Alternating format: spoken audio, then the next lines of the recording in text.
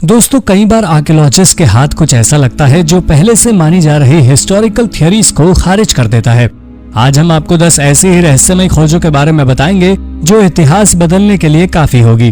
तो चलिए देर न करते हुए शुरू करते हैं आज की हमारी इस वीडियो को।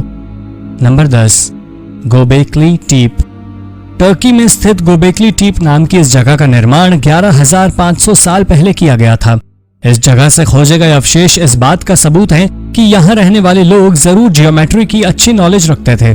रिसर्चर्स का कहना है कि यहाँ बनी पत्थर की आकृतियां और बड़े लाइमस्टोन्स के स्ट्रक्चर प्री प्लान थे, यानी यह सभ्यता इतिहास का पहला उदाहरण हो सकती है जब बड़े स्ट्रक्चर्स को बनाने से पहले उनके ढांचों को ज्योमेट्रिकली प्लान किया गया था। इसमें सबसे लंबा पिलर 5 मीटर लंबा है और इसका वजन करीब 7 से 10 टन के बीच है। इनमें कुछ पिलर प्लेन हैं जबकि कुछ में जानवरों की आकृतियां हैं। इस साइट से खेती के भी कोई अवशेष नहीं मिले हैं, यानी इंसानों ने खेती के लिए रेक्टेंगल फील्ड बनाने से पहले बिल्डिंग्स बनाने के लिए ज्योमेट्री का यूज करना सीख लिया था। Number 9, Christopher Columbus and syphilis. दोस्तों, जैसा कि हम सभी जानते हैं कि कोलंबस ने नॉर्थ अमेरिका की खोज की थी। इसके बाद ही यूरोप के अन्य यात्री भी अमेरिका आए, लेकिन इसके साथ ही ये यात्री कई तरह की बीमारियां और वायरस भी लेकर आए। पहले ऐसा माना जाता था कि क्रिस्टोफर कोलंबस और उनके साथी भी अपने साथ सिफिलिस नाम की एक सेक्सुअली ट्रांसमिटेड डिजीज अमेरिका से यूरोप लेकर आए थे। 15वीं सदी के अंत यानी ठीक कोलंबस के लौटने के बाद में सिफिलिस नाम की बीमारी यूरोप में फैली। हालांकि आज इस बीमारी का इलाज संभव है, लेकिन उस समय ये किसी महामारी से कम नहीं थी। इस बीमारी से यूरोप में लाखों लोगों की जान गई थी। हाल ही में आर्कियोलॉजिस्ट ने फिनलैंड और नीदरलैंड से ऐसे स्केलेटन खोजे हैं जिनमें इस बीमारी के ट्रेसेस पाए गए हैं, यानी कोलंबस का वापस लौटना और इस बीमारी का फैलना सिर्फ एक कोइंसिडेंस था। यह बीमारी पहले से ही यूरोप में थी। Number 8, West African technology. Homo sapiens करीब 300,000 साल पहले अफ्रीका से ओरिजिनेट हुए थे और वैज्ञानिकों का ऐसा मानना है कि 40,000 साल मिडल एज शुरू हुई। यही वो समय था जब गुफाओं में रहने वाले लोगों का अस्तित्व खत्म हुआ और टेक्नोलॉजी का युग यहीं से शुरू हुआ। 40,000 साल पहले इंसान ने चीजें बनाना शुरू किया था, जैसे कि कपड़े, टूल्स, पानी स्टोर करने की चीजें, पर्सनल डेकोरेशन का सामान इत्यादि।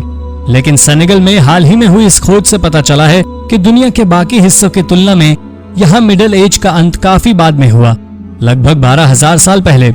यानी वैज्ञानिकों का यह अनुमान कि मिडिल एज 40,000 साल पहले खत्म हुई थी गलत था। असल में सेनेगल में ये कई साल तक जिंदा थी। ऐसा माना जा रहा है कि इस क्षेत्र में स्लो क्लाइमेट चेंज की वजह से यहाँ स्टोन एज का अंत देर से हुआ। Number 7, Viking settlements. हाल ही में कनाडा के न्यू फाउंडलैंड में पुरातत्वविदों ने कुछ ऐसा खोजा है जिससे सभी हैरान रह गए। पुरातत्वविदाओं का दावा है कि यह उत्तरी हेमिस्फीयर का दूसरा वाइकिंग सेटलमेंट है। अगर ये बात सच निकली तो पिछले 50 वर्षों में खोजा गया ये पहला वाइकिंग सेटलमेंट होगा। कमाल की बात यह है कि पहला वाइकिंग सेटलमेंट, जिसे लांस ऑक्स मीडोज के नाम से जाना जाता है, वो भी कनाडा के न्यू फाउंडलैंड में ही है।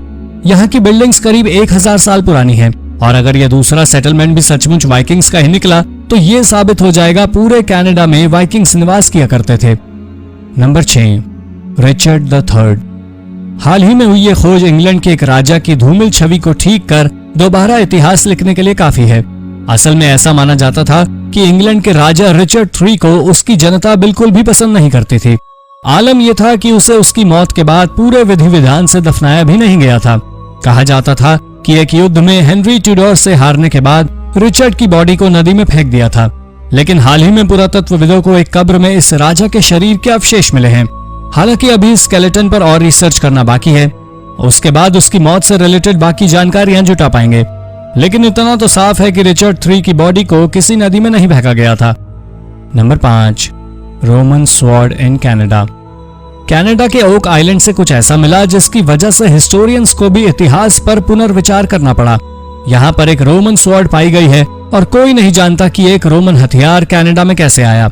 इसकी खोज 2 भाइयों ने समुद्र में पड़े एक शिपरेक से की थी।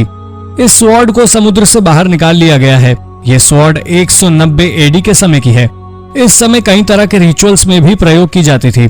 वैसे ये विश्वास करना मुश्किल है कि कोई रोमन इसे यहाँ लाया होगा।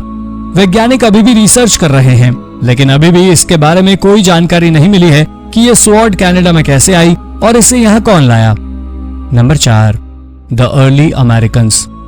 हाल ही में मेक्सिको में हुई ये खोज अमेरिका में ह्यूमंस के ओरिजिन की हिस्ट्री को चेंज कर सकता है। पहले ऐसा माना जाता था कि लगभग 13,000 साल पहले शिकारी मानव एशिया से अमेरिका आए थे। ये लोग क्लोविस नाम से जाने जाते थे और अमेरिका में ये एकमात्र डोमिनेटिंग कल्चर था, जबकि मेक्सिको के रिसर्चर्स के अनुसार अर्ली ह्यूमंस यहाँ 23,000 साल पहले आए थे। ये आंकड़ा पहले से माने जा रहे आंकड़े का लगभग 2 गुना है। लेकिन ऐसा कैसे संभव है? असल में आर्कियोलॉजिस्ट ने नॉर्थ अमेरिका और बल्गेरिया में कई साइट्स पर खोज की और उन्हें कई ऐसे अवशेष मिले जो 13,000 साल से पुराने हैं। सबसे पुराने आर्टिफैक्ट्स लगभग 23,000 साल पुराने हैं। इसलिए नॉर्थ अमेरिका में अर्ली ह्यूमंस का ओरिजिन 23,000 साल पहले का माना जा रहा है। Number 3, long lost Egyptian queen. Egypt के सकारा की फेमस नेक्रोपोलिस से हर साल कुछ नए सीक्रेट्स बाहर आते हैं। यहाँ से हुई लगभग हर एक खोज इतिहास बदल सकती है। सकारा नेक्रोपोलिस इजिप्ट की राजधानी कायरो के काफी नजदीक स्थित है। पिछले कुछ सालों में इस जगह से कई महत्वपूर्ण आर्कियोलॉजिकल खोजें सामने आई हैं। हाल ही में पुरातत्वविदों को इजिप्शियन क्वीन नाइट, जो कि किंग गेटी की वाइफ थी, उसका गुमनाम मंदिर मिला है।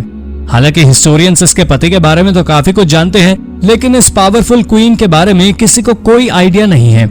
अभी इस मकबरे का सिर्फ 30% हिस्से में ही खुदाई हुई है और यहाँ से कई अन्य आर्टिफैक्ट्स भी बरामद किए गए हैं, जैसे कि पुराने समय में खेले जाने वाले games, funerary mask, miniatures boards एवं और कई चीजें।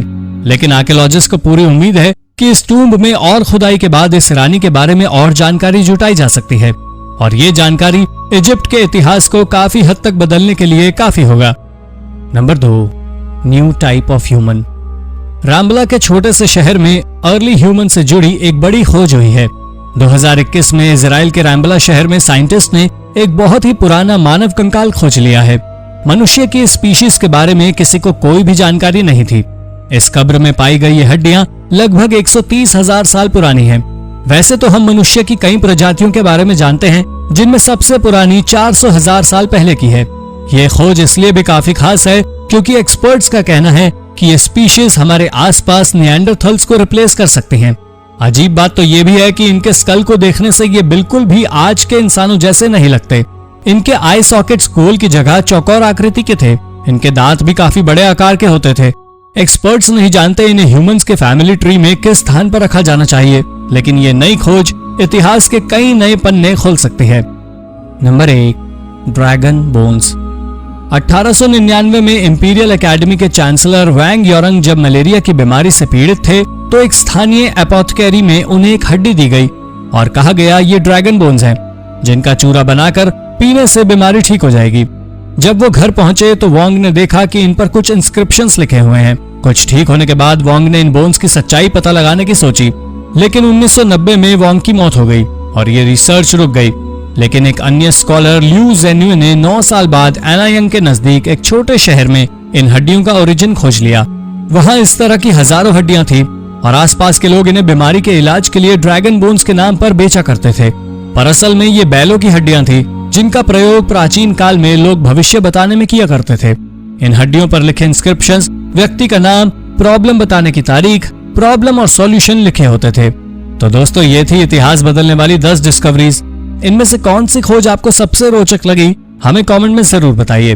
और अगर आपको ये वीडियो इंटरेस्टिंग लगी हो तो इसे अपने दोस्तों के साथ जरूर शेयर कीजिए।